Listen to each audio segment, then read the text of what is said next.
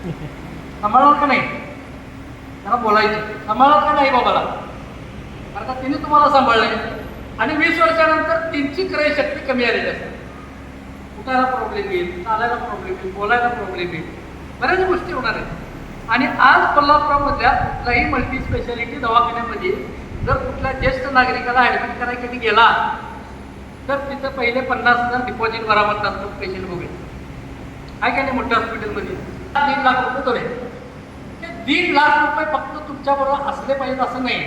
20 वर्षानंतर तुमची पण मुलं 8वी 9वी 10वीला असतात आणि मग त्या आजी आजोबांचं आणि त्या मुलांचं आणि तुमचा संसार हे सगळं सांभाळणं इतपत किती रुपये कमवायला लागतील तुम्हाला महिन्याला ते आत्ता ठरवायचं. ते आत्ता ठरवायचं आणि मग ते काय शिकायचं त्याच्या मागं. आता काय शिकायचं? वैभव सरांनी तुम्हाला सांगितलं आर्ट्स कॉमर्स सायन्स करून पारंपरिक याच्यातून आम्ही गेलोय. बहुसंख्य मुलं, आमच्या वेळेला तर एक आम्हाला सांगितलं